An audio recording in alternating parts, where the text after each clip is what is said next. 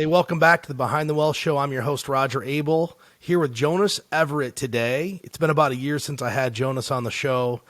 I know some of you are noticing I have a different background, but last week my family got hit with the COVID bug, so I'm still in my window of quarantine, I guess. So I've got Jonas in the studio, and I'm at my house. How you doing today, Jonas? I'm doing great, Roger. Thanks for having me back. I don't know if I was missed or I'm just kind of a utility player here, so I'll do my best today.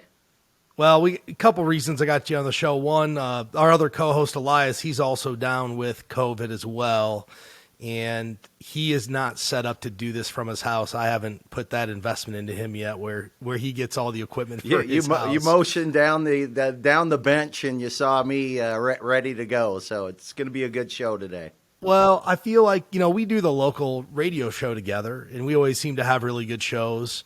And one thing that I think is kind of cool, and part of the reason I wanted you on this show is LPL, which is our broker dealer, just sent out some market research.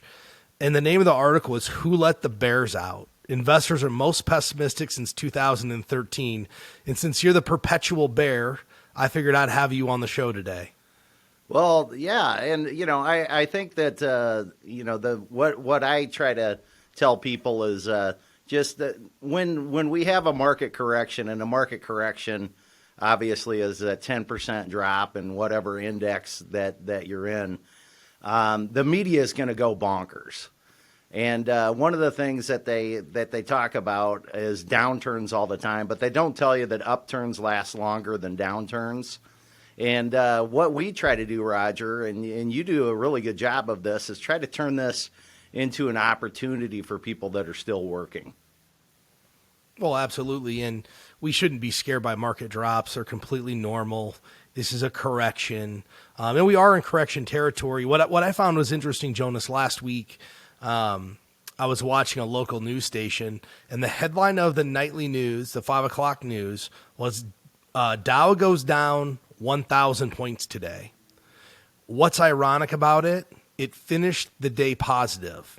So Right. It going down is complete non-event for most investors who we work with. I mean, unless we have clients who are checking their account balances like every hour, they never would have seen their account go there. And number two, most people in their 401ks, they have mutual funds. So they never knew that happened, but the media just zoned in on, oh my gosh, it went down 1,000 points. Well, it was a complete non-event in the grand scheme of the day. So one of the things, Jeff, who started Premier, really always focused on was how do you build like this media filter to filter out all this noise and all the things that really aren't relevant to making you a successful investor.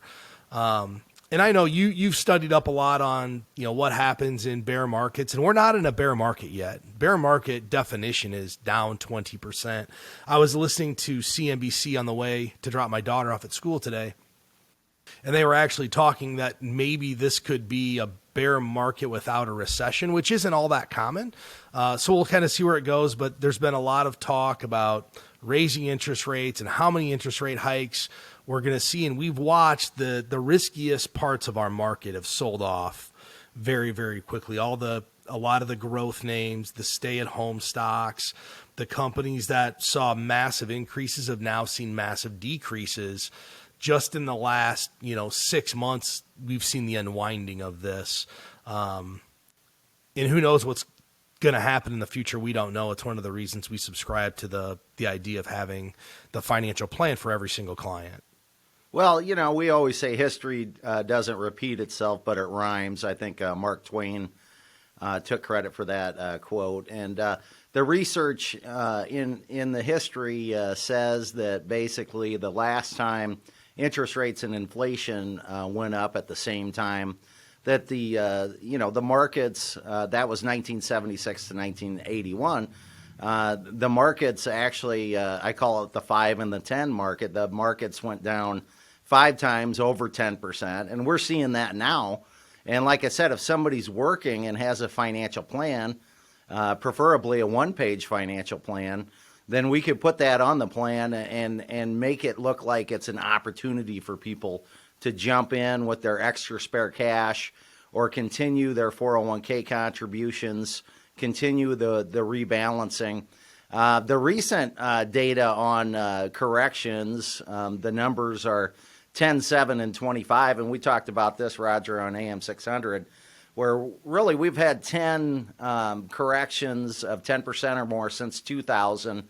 The average length of time has been 7 months, and the average drop has been 25%. So if you go over with your customers and new people how often to expect your investments to go down, it's actually it doesn't catch them off guard. It's not like it's a big accident or anything. It's not a bad thing. We try to turn this negative into a positive by having a one-page financial plan and having a bucket strategy and just trying to take advantage of these markets that go down. Because, at the end of the day, we were taught buy low and sell high.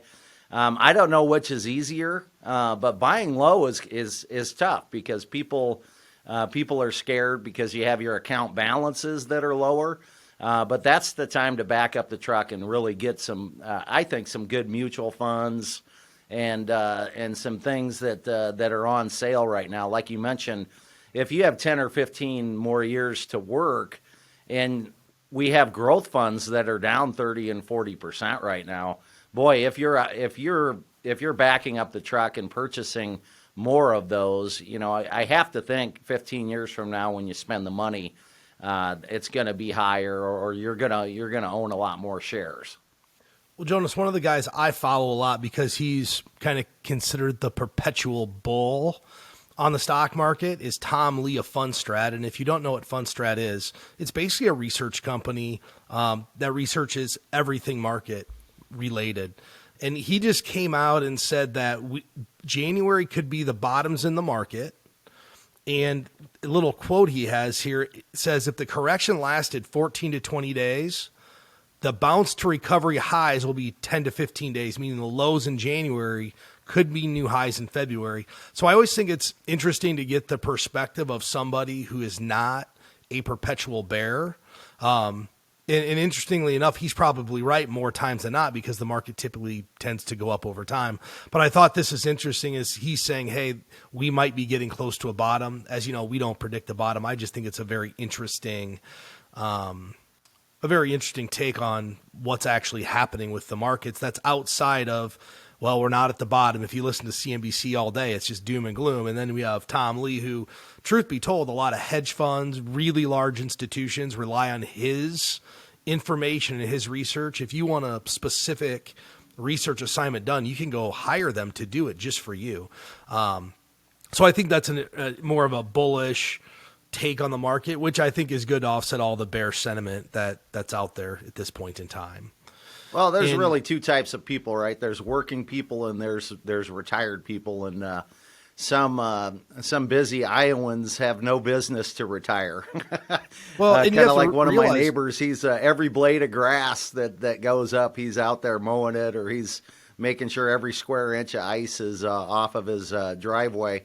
But the working class people, they have to take advantage of these dips in the market somehow, and they need to keep their head on straight and look at it as an opportunity. And we have just as big of a challenge, Roger, with the retired people, right? With low interest rates right now, retired people are almost forced into these financial products that they never would have looked at if they could get a 4 or 5% bank CD. And that creates some challenges for them because a lot of the financial products out there aren't really worth the paper that they're printed on. And again, the value of a financial plan. But I've noticed that with retired people, that their number one objective is not to lose money at all. So my biggest concern for retired people is try to get them in a position to where they're keeping up with inflation and they're planning on living longer. But I think that in my brain, as far as planning is concerned, working people and retired people, they should have different plans. And if they do have different plans, basically there's going to be opportunities for both sets of people. Have you noticed the difference between working with working people and retired people, Roger? It's just it's a mental shift, and our job is to coach them on what they need to do to be successful. I get this a lot when people come in. I'm retired now. I can't lose anything, and that's not really the truth, because they think that they're now retired and their time horizon is short. If you think about the average retiree, they're going to live 20 to 25 years in retirement, so they still have a long time horizon. And I think one of the things that we've done a very good job in coaching these people on is creating a bucket system, or what we refer to as a distribution strategy. We're not winging how to get this money out. There's a plan to get the money out, and it's not just off the cuff. One of the things, if you think about, there's the cycle of investor emotions. And I know when you go into our men's bathroom, we have that Sir John Templeton sign that said, when the markets are at a peak, when we hit a euphoric stage. And I don't know if we've hit a euphoric stage, but it seems like if you look around to last year, nothing could go down. The riskiest asset classes went up. Crypto went through the roof. NFTs were popular. All these high-risk assets were now gaining strength. And now maybe we've kind of bent the slope down to that anxiety or denial part where, hey, you know what, it's still going to come back. I don't know where we are in this cycle of investor emotion. But I have a chart here. I'm going to put it on the website. Molly will post it up on the website, which is btwellshow.com. If you want to go there, you can check out this cycle of investor emotion and kind of see where you feel like you're on this cycle. But one of the things I want to do is kind of hit on, how does somebody deal with volatile markets? And I've come up with 5 ways that you can deal with a volatile market and still be invested. And the number one way we can do this, and we talk about this almost every day, is stick to your financial plan. If you haven't done one, you need to do one to give yourself a little bit of conviction that, hey, regardless of what happens with the market, this is why I'm invested this way and why I'm going to continue to be invested this way. The other thing you can do is, if you're feeling apprehension or you feel like, hey, I'm scared of what may happen, it makes sense to go back and review your plan, because what that financial plan really does for somebody, Jonas, is it gives them conviction in their asset allocation. That's the real tool of that financial plan is, hey, number one, I'm on track, and here's the amount of risk I need to take to stay on track. And that's what the financial plan can do. Because what happens, people at this point, the market goes down 10% and emotions start to run wild. Well, maybe I should go to cash. Maybe I should do something different. Well, if you go to a financial plan and you model for the client going all the cash versus where they are now, and let's just utilize a client who has a balanced portfolio, 60% stock, 40% bond, and today their probability of success is 85% if they stick with that asset allocation. And I go and model it, and now I take that success level to, let's say, 18% by going to all cash. What's the client going to choose? They're going to stay fully invested, and that's why you have a financial plan, is so we're not guessing at what's going to happen based upon our asset allocation. That's really the number one reason, is to help dial in the risk that somebody should be taking. Well, that's one of the things that we try to educate people on, Roger, all the time. It's almost this all or nothing thinking, right? And we talk about the joy of gains, the pleasure of gains is pleasurable if you've done a good job saving money and you go from X to Y with gains. You kind of like that. It's fun to look at on the statement, but if you go back $2,000 or $3,000, $200,000 or $300,000 in your 401k with a correction or something, if you don't have a plan, you're kind of like a ship on the ocean. You're because those paper losses hurt so much more than those gains seem to help. And Roger, you do a good job with people, with the technology for people, and doing the financial plans. And you always talk about on the radio the probability of success when markets drop. And you've had people call you and say, should I go to cash? And again, as advisors, we never get calls when things are going up, right? We never get a pack on the. Well, you know what, though? I do have clients, markets, the last, let's just say the last 3 years, markets have been pretty good. well, should we get more risky? So I use it the other way too, right? Because people, when things do well, think they really want more risk, and they may or may not. And that's one thing that you need to do is evaluate and this is really the number 2 way to combat volatile markets, is examine your personal risk tolerance. What are you really willing to risk? And I know we use some software called Riskalyze for a long time, and I think some guys in the office still use it. And what it is just a different way to frame risk. And what they do is just exactly what you just talked about, Jonas, is instead of saying, hey, how would you feel if the market went down 10% or 20%?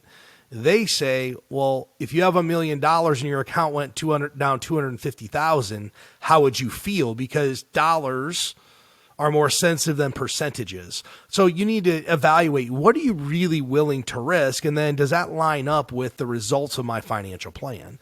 Because at the end of the day, I don't know why more investors or every investor doesn't do this. Just check their risk first before they follow any recommendations. But, a risk tolerance or a risk assessment is just like a personal Carfax report on your investment history, right? You had an accident back in 2008, and the risk report kind of shows what your reactions were the last time you had an accident in your portfolio.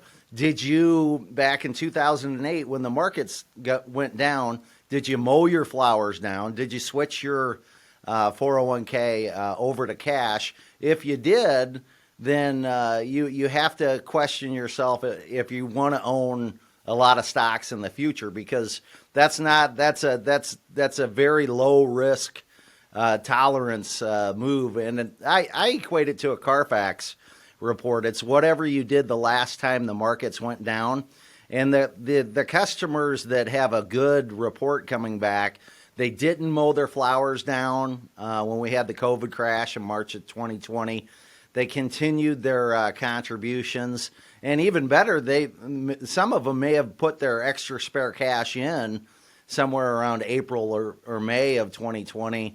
And back then, Roger, that was the time to buy. You could have bought anything. You could have bought any household item that you purchase. You could have bought that company, and look at the balance today, and it's probably a lot higher. It goes to show why time in the market matters. I was watching The Big Short, and I know you've watched this movie probably multiple times. Have you watched The Big Short before? Oh, yeah, absolutely.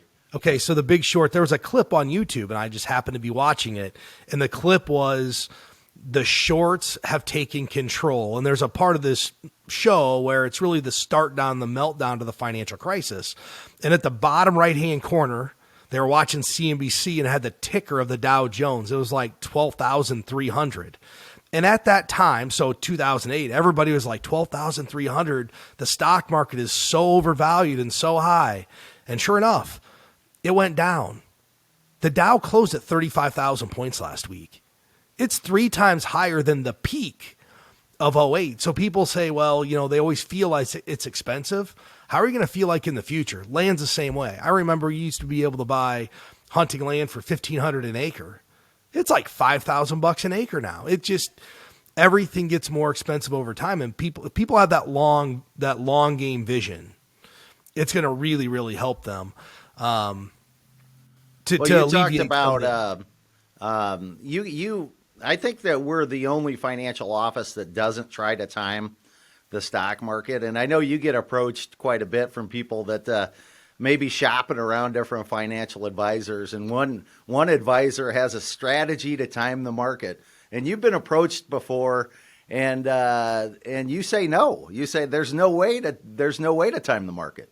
I have a client who we got about 2 years ago, and he was shopping major players, and he's got a lot of money.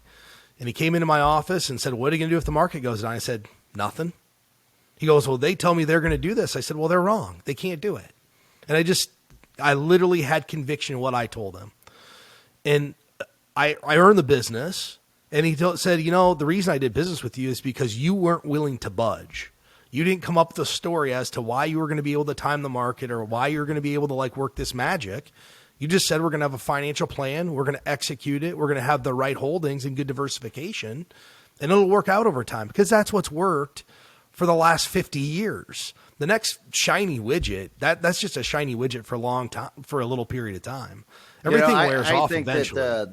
I think that people appreciate that because it's education more than it is, a sales pitch or a sales product. And we have people that again they want to come in and try to time the market. And if you look at who I follow, Warren Buffett, he really doesn't even time the market, right? He just kind of waits for the market to go on sale. He looks at the market as, and this is this is not making fun of the mental condition, but he calls the market bipolar, a bipolar business partner, where the market comes to you with a deal every day, and sometimes it's way overvalued, sometimes it drops, like this 10% correction that we've had. And if Warren Buffett was trying to time the market, there'd be no reason for him to have $145 billion in cash right now, paying next to nothing. He's just waiting for the stock market to be a business partner to come in with a really good deal where he can deploy some of that cash. So I don't even think Warren Buffett is trying to time the market. And if he's not, then I can't think of anybody else that could be good at it. If somebody tells you they're going to do this, you're not going to stay with them long, because the first time there's volatility and they don't time the market, they're going to leave. So I'll give you a great example of why there's a lot of people and a lot of companies that say, hey, we can time the market. It's called tactical investing. It was all the rage from 2010 to about 13. Hey, we're going to protect the downside. We're going to get you out of the market. Well, you know what happened? Everybody just missed the upside because they were constantly trying to get in and out of the market. They just kept missing the upside, and it just didn't work. And you hear nothing about tactical managers today. I'm sure they're going to be coming back if we get some kind of a correction. Well, we're tactical. We move to cash. If you're trying to move between stocks and bonds and cash, like just, well, I'm in the stock market today, I'm in cash tomorrow, that's not a winning strategy. Like you said, Warren Buffett doesn't do that. He'll keep cash to buy if there's a market dip, but he's not selling all of his holdings because he believes it's high. And this goes, now the next thing, and this kind of talks about being diversified, but the third way to kind of combat volatile markets is diversify your holdings. So a lot of people have gotten concentrated in a few things over the course of the last year because people flock to what does well. Growth has done really well. And I had a meeting with a client, this about a year and a half ago. He had a growth fund. It was up like 30-some%. I don't remember which one it was. It was just a growth fund. He goes, well, why don't we own that with the whole portfolio? And I go, well, it doesn't really work that way. Like, it's probably not going to be the winner the next year. And then sure enough, the next year it was large cap value had beaten it, and kind of gave the tune as to why we would be diversified. But that's the best way, is to get your asset allocation from your financial plan and then be fully diversified. Don't have too much in any one sector. And for a lot of people, it's been reaching for technology, right? Technology, the NASDAQ 100, the triple Qs have just done phenomenal the last 2 years. So people are like, man, I want to have that. Well, now we're down 15 and 20%. In fact, what did I hear? 50% of the NASDAQ stocks are down over 50%. Think about that. They're down over 50. Robinhood's down 70%. You've got all of these stay-at-home companies that have just slid off the grid in the last 6 to 9 months. Kathy Wood's ARK fund, it's down over 50%. It's been one of the most popular funds. She's seeing outflows because those are the most risky investments that are out there.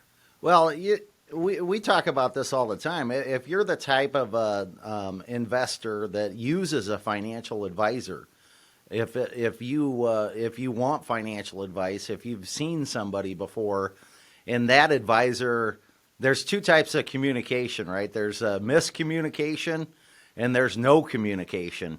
With all the stuff going on in the investment world right now, if you haven't heard from your current advisor, if that person hasn't educated you on how often to expect your investments to go down, if he or she hasn't approached you about doing some type of a vision document as you're nearing retirement, then that's really no communication. So that's what we're battling. It's like we have a competition with the other advisors, Roger. I think we do a better job at just good communication. It's not market timing or anything. It's just calling customers right back and communicating better. You just took 4 right out of my mouth, but number 4 was actually learn about the economic cycles. The more you can be educated about how this stuff really works, education's power. We had a motto for a long time, educate and inspire. The more we educate people, teach them how this stuff works and what to expect, the better off they're going to be. And that leads into number 5. Number 5 is actually expect and accept volatility. Volatility is not going away. It is going to be with us for all of time. There's going to be periods of time in economic cycles when things aren't that volatile and things just seem to be going well. But anytime there's a speed bump, it just causes volatility, and that's not bad. For some people, volatility offers opportunity. So our young investors, if the market's down 10 and 15%, well, maybe this is a great place to deploy some excess cash that you had. If you have a 5, 10, 15-year time horizon, maybe this is a great time to go say, hey, things are a little bit on sale. I'll fire some of my bullets. And then if it goes on sale even more, I'll fire more.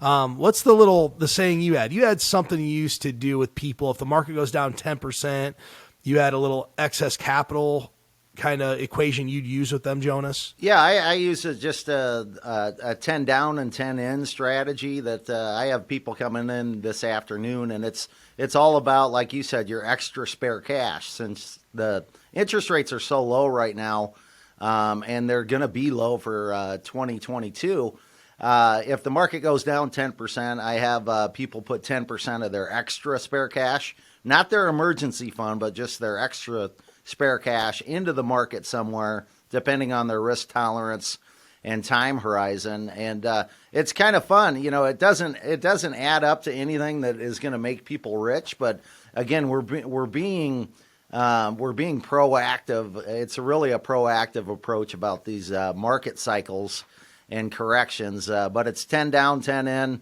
Every time the market goes down 10, I have people bring me money that they think is over and above what they need in the bank. Well, last one here. I got a bonus strategy for everybody. And this is maybe the most important one. Have a sounding board. Somebody or someone that you trust that you can say, hey, this is what I'm thinking about doing. What do you think? And that's what financial advisors are for people. We're really a sounding board for all their concerns, their fears, all the different things they have. If you don't have an advisor and you don't want one, a financial advisor, let's be clear, is not for everybody. We think it is, but there are people out there that can do this themselves because they have the time, the desire, and the knowledge to do it. But most of those people, I would guess, still have a sounding board. They have someone they can go to that they trust and just say, hey, what do you think about this scenario? So I think that's a good last strategy how to deal with this market volatility is have a really good sounding board. I don't know who's your sounding. Well, I'm your sounding board, Jonas. You're my sounding board, Roger. So if I run out of ideas, I just kind of knock on your office door and talk to you and Elias. And that's the nice thing about our office is there's a lot more smarter people than I am around here. So I just kind of pick your brain and we pick each other's brain. But I think that the number one thing I've had success with the last 28 years is just calling customers back right away. Yeah, and I know your customers appreciate, and I know mine appreciate it when you pick the phone up, like when you actually physically answer the phone when they call. They appreciate that. Most of my clients have my cell phone, so I get a lot of calls on that during the day. In this day and age of texting and emailing, sometimes you call people up and they're like, they're floored. It's an actual conversation with somebody, and I think that that'll never go away. I think that's the most important thing about financial advice. So, Jonas, I'm going to switch gears in you real quick, but I know you just released your second book, and what's it called? The Upside Down Retirement? Upside Down Retirement. Whoop, there it is right there. Well, your first book I appreciated because it's some of the same views that I have on, budgeting and that, just doing this budget where you put 10% into housing because that's what someone says, that's for the birds, just kind of building your lifestyle around the budget. I haven't had a chance to read your second book. So why don't you tell me a little bit about that book, what made you write it, and what you're most excited about, because of writing that book, Jonas? Yeah, there's a technique in the book. I wrote this book because I didn't want to forget about using this thinking technique that I kind of stumbled upon. Some of the billionaires use this thinking technique, and it's just an upside down question that you can ask yourself about your finances. And one of my favorite ones, I get calls from people all the time. Should I buy crypto? And I say, what would be the worst thing? I say the question upside down to them. I say, what would be the worst thing that could happen if you didn't buy crypto? And this book has this question in there that I think it's very important that, especially if people think that they have to work another 1 or 2 or 3 years. I ask them in the book, what if you couldn't work 3 more years? What if and you pose the question in an upside down or an inverted fashion about any financial problem that you have. And there's a section in the book about air safety and how, I think airplane travel is the safest there is. And you would think that these airplane manufacturers go in to do their safety protocols as with a question of how do I make the plane safer. They actually they pose an upside down question. They say, how do we kill everybody on the plane? And they go from the opposite end, and they go through every detail up. And I think that it's a really neat mental trick that people have a financial problem. Another section of the book is some people. I've had this. Some people ask me, well, I can't afford. I can't afford to buy Christmas presents this year, so I'm going to have to use my credit card. And one of the things that I said back to them was, why don't you max your credit card out buying Christmas presents? So I posed a upside down question, and they automatically went to work mentally and said, I'm never going to max my credit card out just buying Christmas presents. I'll find a way for my family to have a nice Christmas. So I think it's a good read. And the nice thing is it's not 180 pages. It's about 58 pages. Nice. And if anybody wants to get the link of the book, you can go to btwellshow.com. I know we have your other book posted there too, Jonas. And as we always say, if you haven't done a financial plan, this is a great time to do one. And we do have the light version, and we've come up with this idea of a one-page financial plan. And it doesn't mean it's less, but sometimes less is more. And what I mean by that is we still go through the same methodology as we always have. But what we found is when people can have one document that just gives them the glide path of what they need to do to be successful, making sure they're on track, and if not, what they need to do to get on track, it's very easy for them to conceptualize and they don't feel overwhelmed by this. So if you want one of those one-page financial plans, go to btwellshow.com. There's a link down in the description if you're watching this on YouTube. Jonas, I want to thank you for showing up for the show today. I'm going to have you back more often. I feel like Elias has stolen some of your thunder. We'll try not to get him sick for you to come back on the show, but I definitely want to have you on the show again. Do you have any closing thoughts, Jonas? No, I just, I'm just happy to be working with great people. And thank you, Molly. Thank you, Roger. And I'd be happy to come back. All right. Hey, want to thank everybody for listening. If you're looking to get a financial plan, or if you'd like a copy of Jonas's book, go to btwellshow.com and we'll be happy to get that for you. Until next time, thanks for listening.